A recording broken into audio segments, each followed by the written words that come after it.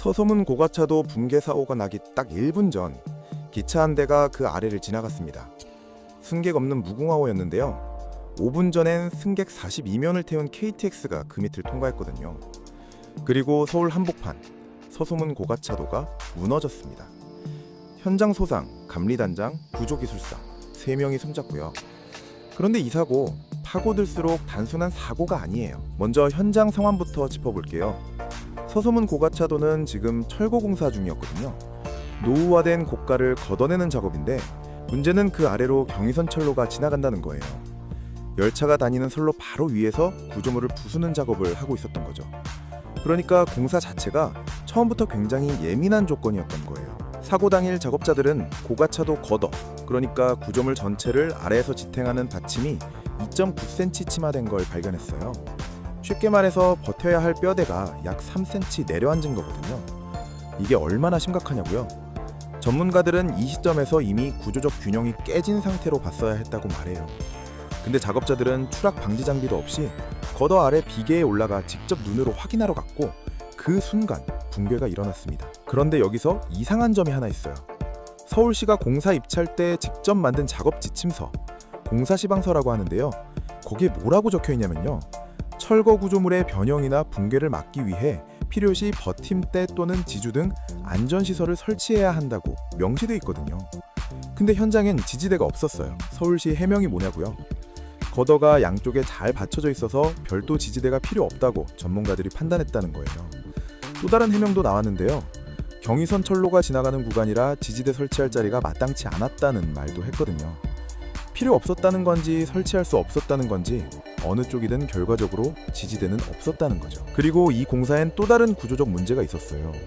선로 위 구간이라 작업 시간이 하루 딱 3시간, 새벽 1시 30분부터 4시 30분까지밖에 허용이 안 됐거든요.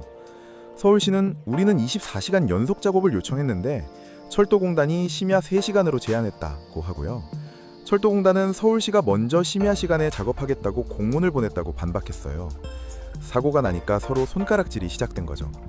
근데 하루 3시간씩 쪼개서 공사하면 구조물이 그만큼 더 오래 불안정한 상태에 노출된다는 거거든요. 그럼 이게 특별히 재수없는 사고였냐? 딱 한 번의 실수였냐? 국토교통부 통계를 보면 해체, 철거공사 사고가 2020년 243건, 2021년 194건, 2022년 207건, 2023년 231건, 2024년 261건, 2025년 248건이에요. 매년 200건 이상이 터지는 거예요. 사망자는요, 매년 최소 14명에서 최대 32명, 한 해도 빠짐없이 2자릿수 사망이에요. 이게 구조적 문제가 아니면 뭐겠어요. 사고 원인 분석도 봤는데요, 더 허탈해요. 해체 공사 재해의 원인 1위가 뭔지 아세요? 작업 계획서 자체가 없었던 경우가 27%예요. 계획서조차 안 썼다는 거죠. 구조 안정성 검토 부족이 24%, 안전감리 미이행 18%, 작업자 안전교육 미흡 15%고요. 계획 단계 부실과 구조 검토 미흡만 합쳐도 전체 원인의 절반을 넘어요. 첨단 기술이 부족해서 생기는 사고가 아니라는 거예요. 그냥 기본을 안 지킨 거거든요. 2021년 광주 학동 붕괴 아시나요? 재개발 철거 현장에서 건물이 도로 쪽으로 쓰러지면서 지나가던 시내버스를 덮쳤고 9명이 숨졌어요.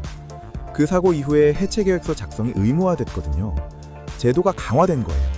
근데 지금 현실은요? 서소문 사고가 났습니다. 계획서는 쓰는데 내용이 부실하거나 담당자 전문성이 떨어지거나 교량 같은 토목 구조물엔 별도 해체 감리 자체가 없는 경우도 많다는 거예요. 법은 생겼는데 실질은 제자리인 거죠. 그러면 외국은 어떻게 하고 있을까요? 미국은 산업안전보건청 OSHA 기준에 따라서 구조 검토를 담당하는 엔지니어의 자격과 역할을 법으로 딱 정해놨어요. 영국은 CDM 규정이라는 게 있는데 발주자, 설계자, 시공자가 공사 시작 전부터 함께 안전계획을 세우게 돼 있거든요. 시공자 혼자 알아서 하는 구조가 아닌 거예요. 일본은 해체 전에 구조 안정성 심사를 엄격하게 하고 감리자한테 위험 상황 발견 시 공사를 즉시 중지시킬 수 있는 법적 권한을 줘요. 한국은요, 교량 같은 토목 구조물 해체는 아직까지 제도적 사각지대에 가까운 상황이에요. 여기서 한 가지 더 짚고 가야 할 게 있어요. 앞으로 이런 공사가 지금보다 훨씬 더 많아질 거거든요. 전문가들이 이미 경고하고 있는데 앞으로는 아파트 같은 대형 토목 구조물 해체가 본격화된다는 거예요.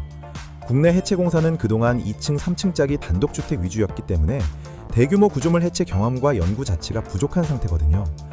지금 이 시점에 제도를 못 잡으면 서소문 같은 사고가 더 크게, 더 자주 터질 수 있다는 얘기예요. 그리고 이게 남 얘기가 아닌 게 서울에서 지금 진행 중인 공공발주 공사만 5,341건이에요. 2024년 935건이었던 게 2025년엔 3,984건으로 급증했고 올해도 늘고 있거든요. 서울 어딘가에서 지금 이 순간에도 공사가 동시다발로 돌아가고 있는 거예요. 서울시는 사고 다음 날 안전등급 C등급 교량 25곳에 긴급점검에 나섰어요. 경찰과 고용노동부는 산업안전보건법, 중대재해처벌법 위반 여부를 조사 중이고요. 누군가 처벌받고 제도 개선 얘기가 나오고 한동안 뉴스를 장식하다가 조용해지는 패턴 우리 이미 몇 번 봤죠. 이번엔 다를 수 있을지 아니면 내년 통계에 숫자 하나가 더 추가되는 걸로 끝날지 앞으로를 지켜봐야겠습니다. 여러분은 어떻게 생각하시나요? 오늘 영상 여기까지고요. 다음 영상에서 만나요. 감사합니다.